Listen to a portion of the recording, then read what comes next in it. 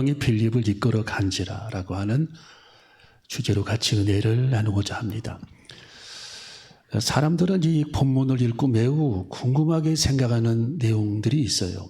첫째로는 이 에티오피아 사람이 어떻게 어디서 복음을 듣고 예루살렘까지 예배하러 왔는가? 구경하러 온 게 아니고 예배하러 온 거예요. 예배. 아니 아프리카 사람이 어떻게 어디서 복음을 듣고 예루살렘까지 예배하러 올라왔는가? 그것은 역사적인 사건으로 거슬러 올라가 봐야 합니다. 옛날 열왕기상에 나오는 그 내용 중에 이 솔로몬이 시바 여왕, 에티오피아의 스바 여왕을 만난 그런 사건에 대해서 성경은 기록하고 있고, 또 이 솔로몬은 그 시바 여왕에게 하나님의 복음을 전하고 또 여러 가지 성경의 그런 내용들을 전하고 성경의 지혜를 전했던 내용들이 성경에 나타나고 있습니다. 그런데 이 시바 여왕이 그 본국으로 돌아갈 때에는 홀몸이 아니었어요. 아이를 가지고 내려갑니다. 그 아이는 솔로몬의 씨앗이죠. 자, 그 솔로몬의 씨앗을 가지고 이제 본국으로 돌아갔는데, 이 본국으로 돌아간 그 시바 여왕이 이제 거기서 통치를 계속하다가 자기가 솔로몬의 씨를 받아서 난 아들이 역사적인 기록에 보면은 메델리크라고 하는 아들을 낳게 됩니다. 메델리크 1세. 이것은 그 역사적인 기록에 다 나와 있는 그런 내용들인데, 이 메델리크 1세는 그 솔로몬의 씨앗이죠. 시바 여왕의 솔로몬의 씨를 받아서 본국에 돌아가서 낳은 아들이 메델리크라고 하는 그 아들인데, 역시 이 시바 여왕의 그 후계자, 왕권의 후계자가 되어서 나중에 왕이 됩니다. 나중에 왕이 돼서 계속해서 이 솔로몬의 씨앗들이 생겨나서 계속해서 인구가 불어나게 되는데, 열왕기상 솔로몬의 시대 때부터 오늘 여기 사도행전에 나오는 이 시대까지의 간격은 1000년이라고 하는 간격이 있어요. 1000년. 몇 년이라고요? 이 1000년의 간격 동안 이 솔로몬의 씨앗들이 계속 번졌는데, 그들은 자기 아빠가 계속해서 그 복음을 들었던 내용, 자기 아버지가 가르쳤던 유대교의 전승과 성경의 구약 성경의 내용들, 율법들을 그들이 가지고 외우고 암송하면서 유대교의 신앙을 유지했던 사람들이 수십만 명이 거기에 있었어요. 수십만 명. 1000년 동안 수십만 명으로 불어난 겁니다. 그래서 그들이 아우성을 치면서 우리는 유대인이다 하면서 유대주의적인 사고를 드러내면서 유대교적인 그런 전통을 가지고 신앙을 가지고 모세의 율법과 하나님의 계명을 그들이 사랑하면서 그들이 지탱해 왔는데, 결국 이스라엘 정부는 그들을 방관하지 않고 그들을 구출하기로 작정을 하게 됩니다. 그래서 이스라엘 백성, 이스라엘 정부에서는 그들을 구출하려고 계획을 세워서 그들을 구출해 내는데, 그것이 바로 모세의 작전, 그리고 여호수아 작전, 솔로몬 작전, 이 세 단계의 작전을 거쳐서 수송기를 수십 대를 그들에게 계속 보내가지고 이 솔로몬의 후손들을 구출해내는 그런 일이 1995년도까지 3단계에 걸쳐서 벌어지게 되는 겁니다. 그래서 마지막 그 솔로몬 작전 때에는 몇 명이 왔느냐? 14,000명을 그들이 수송기로 실어왔어요. 계속 8,000명, 10,000명, 14,000명 그렇게 그들을 실어왔고, 최종적으로 맨 나중에는 미국 정부에서 그들을 마지막 남은 유대인들을 800명까지 그들을 마지막 실어와서 그 사건을, 그 작전을 마무리하게 됩니다. 그래서 오늘 여기 성경의 사도행전에 나왔던 이 에티오피아 내시도 쉽게 말하면은 복음, 솔로몬 시대 때부터 쭉 내려왔던 유대교의 율법과 그 복음을, 말씀을 그들이 배웠고 들었던 사람 중에 한 사람이라는 거예요. 한 사람. 에티오피아 내시도 재무부 장관. 지금으로 말하면 재무부 장관입니다. 이 사람이 혼자 왔느냐? 혼자 오지를 않았어요. 우리가 성경을 자세히 읽어보면은 수행원이 100명에서 150명, 어떤 학자는 200명이 왔을 것이다라고 추론을 합니다. 물론 오늘 이 성경에는 한 사람만 나와 있는데 맨 뒷장에 보면 여러 명이 같이 왔다라는 단서들이 나타나고 있습니다. 수십 명에서 수백 명까지 따라왔을 것이다. 마차를 타고.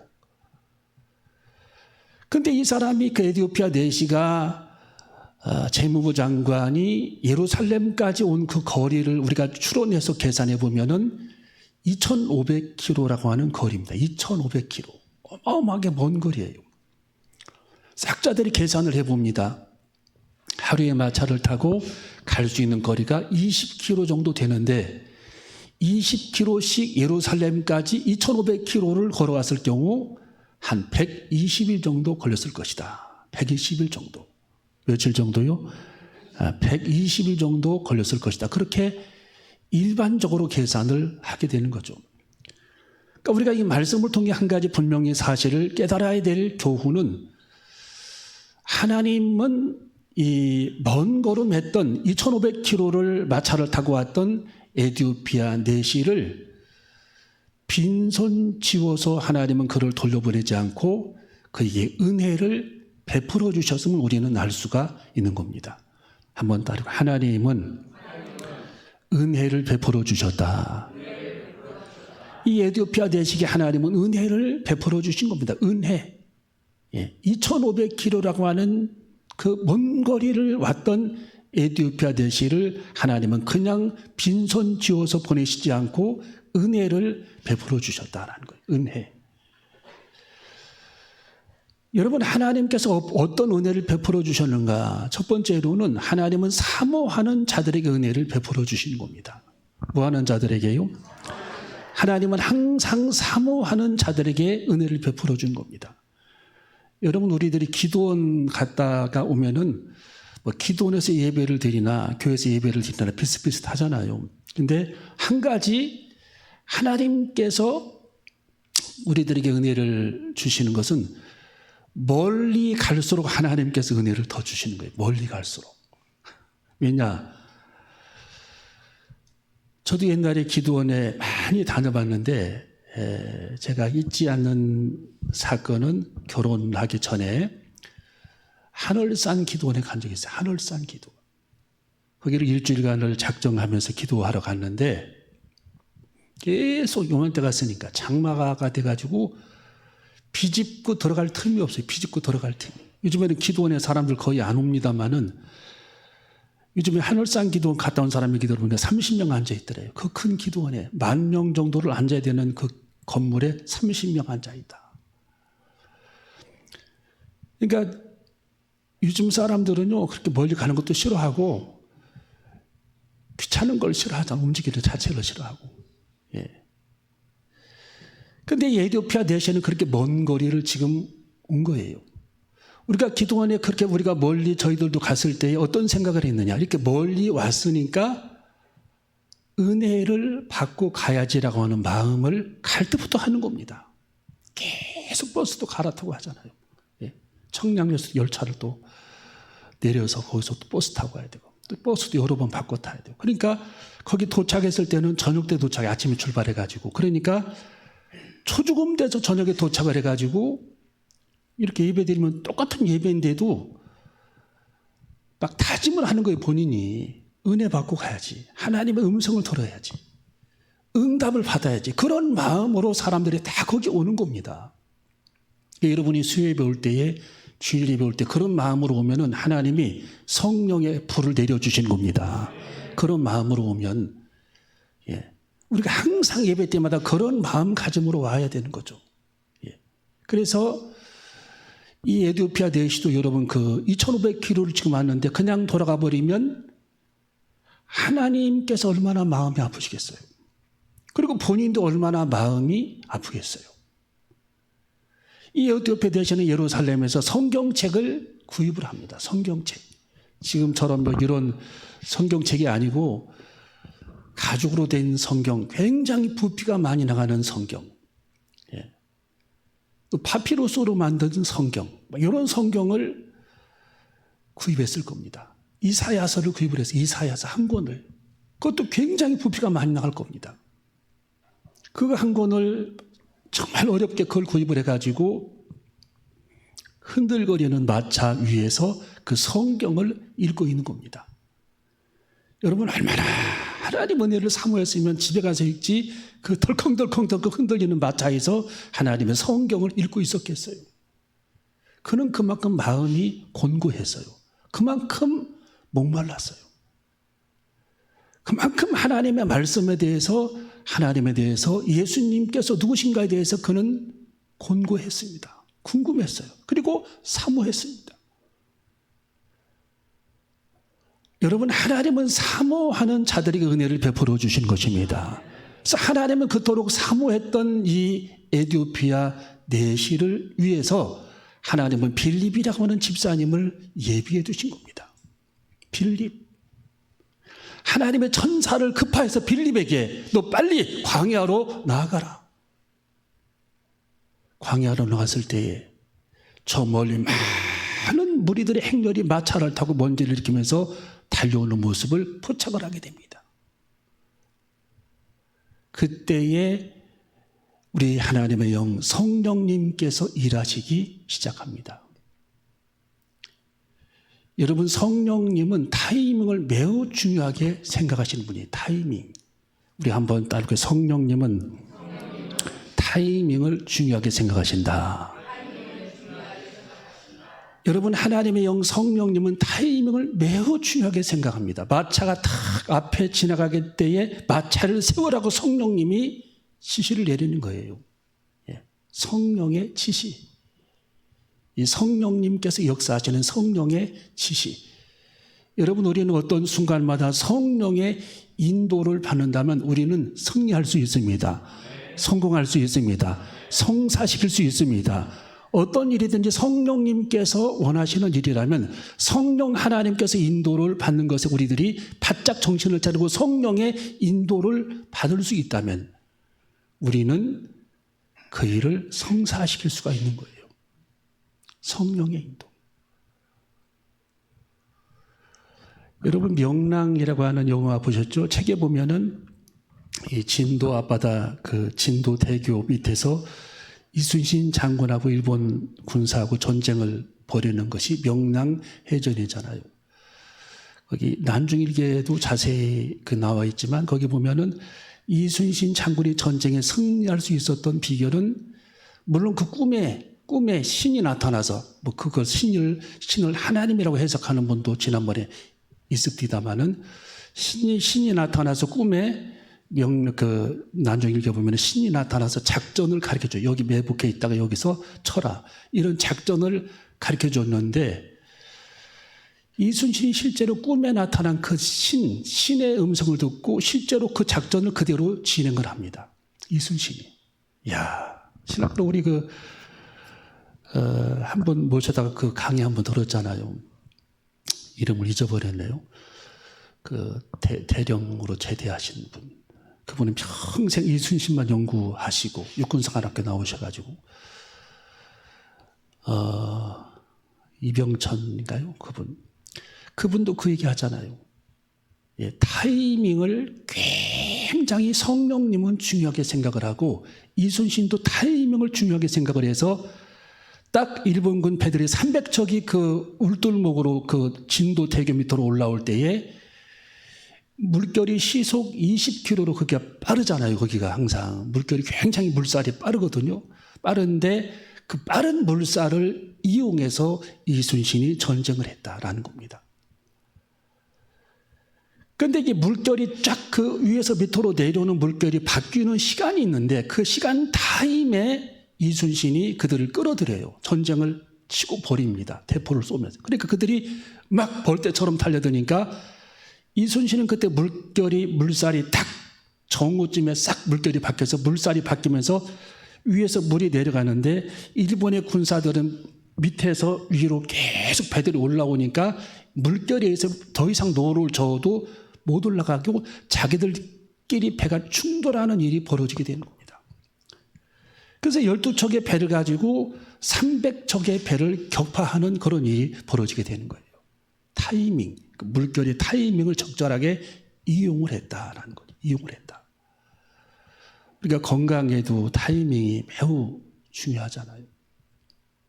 제가 어제 어떤 분을 만나고 왔는데 병원에 조금만 일찍 갔더라면 가슴의 양쪽에 다 그렇게 가슴에 여성분인데 이렇게 암이 찾아왔다고 양쪽 가슴에.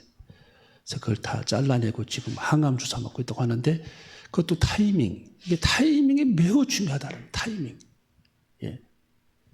우리가 운전할 때도 타이밍이 중요하죠. 출발할 때 적절하게 출발해야 되고 또 서야 할 때 적절하게 서야 하는 것도 타이밍이 중요하고. 여러분 성령 하나님은 적절한 아주 기가 막힌 그런 타이밍을 성령 하나님은 놓치지 않고 거기에 그들이 지나가는 길목에 서 있게 해서 빌립으로 하여금 그 사람을 에디오피아 대시 일행을 막아서면서 그들에게 하나님의 복음을 전하겠다라는 거예요. 자, 성경을 한번 읽어봅니다. 성경을 읽어봅니다. 더우신가 보네요. 자, 26절, 27절 시작. 주의 사자가 빌립도로 일러 가로되 일어나서 남으로 향하여 예루살렘에서 가사로 내려가는 길까지 가라 하니 그 길은 광야라. 일어나 가서 보니 에디오피아 사람 곧 에디오피아 여왕 간다게의 모든 국고를 맡은 큰 권세가 있는 내시가 예배하러 예루살렘에 왔다가 돌아가는데 병거를 타고 선지자 이사야의 글을 읽더라. 자, 성령의 타이밍이 나오죠. 29절 시작. 성령이 빌립도로 이루시되 이 병거로 가까이 나아가라 하시거늘. 아멘. 여러분, 하나님께서 하시는 일은 실패가 없습니다. 그래서 우리는 하나님께서 하시고자 하는 일에 순종해야 되는 거죠. 순종. 하나님이 내게 감동 주실 때에 순종해야 되고 하나님이 우리들에게 순종을 요청할 때 바로 그때 순종해야 되고 하나님께서 어떤 일을 지시하실 때에 바로 순종하는 것이 하나님의 뜻을 이루려고 하시는 하나님의 뜻에 부합해서 그 일을 성사시킬 수 있다는 거예요. 하나님의 뜻에 온전히 하나님의 타이밍에 순종할 때에. 여러분, 하나님께서 우리들에게 감동을 주실 때에도 우리들이 감동 왔을 때에 그 감동에 순종해야지 시간이 지나버리면 하고 싶은 생각이 사라져 버립니다. 내가 그 일을 하고 싶은 생각이 다 날아가 버립니다. 하기 싫어요. 예, 아까운 생각이 들고 하기 싫고 예, 계속 뒤로 미루게 되고 왜? 하나님의 감동을 불순종했기 때문입니다. 여러분, 만약에 이 하나님의 감동에 성령의 감동에 빌립이 순종하지 못했더라면 이 사람들은 순간 그냥 지나가는 겁니다. 빌립이 순종하지 못했더라면 끝이 지나가 버립니다. 그러면 영원토록 이들을 만날 기회도 없고 에디오피아 내시를 만날 기회도 없고 그들에게 복음을 전할 기회도 없습니다. 여러분이 에디오피아 내시는 본국에 돌아가서 선교사가 되었다라고 하는 기록이 있습니다. 선교사. 이 에디오피아 내시는 본국에 돌아가서 지금 들었던 이 하나님의 말씀과 예수님의 십자가 사건을 자기가 매우 궁금하게 생각을 했는데 지금 빌립 집사님을 통해 그 궁금증이 다 사라져 버렸어요. 그리고 온전히 예수 그리스도를 알게 되었습니다. 예수님께서 왜 십자가에 돌아가셨는지, 왜 우리들의 죄의 문제를 그분이 해결하셨는지, 온전히 에디오피아 내시는 그 사건을 성경의 핵심적인 그런 복음을 그는 듣고 본국에 돌아가 선교사로 활동하게 됩니다. 복음 전도자가 되었다라는 뜻입니다.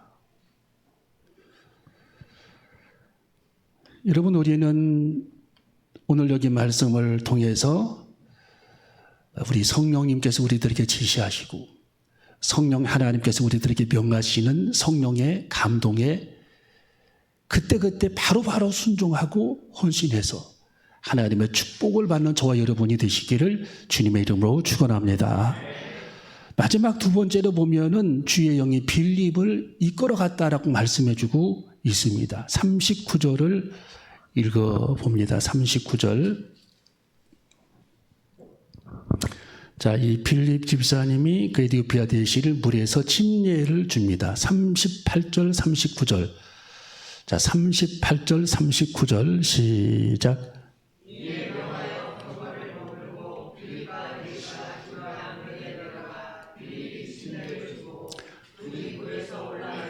주의 영이 빌립을 이끌어 간지라. 아멘. 자, 빌립이 침례를 줬죠. 침례를 주고 둘이 물에서 올라왔는데, 자, 둘이 물에서 올라갈 때 주의 영이 빌립을 이끌어 간지라. 주의 영이 성령님이 빌립을 이끌어 갔다. 여러분, 성령의 이끌림을 받는 삶을 살아가야 할 줄로 믿습니다. 우리는 빌립처럼 성령의 이끌림이 필요해요. 이끌림. 성령님, 우리도 성령의 이끌림을 받게 하시옵소서. 내일 또 성령에 끌리게 하여 주옵소서. 오늘 또 성령에 이끌려 삶을 살게 하시옵소서.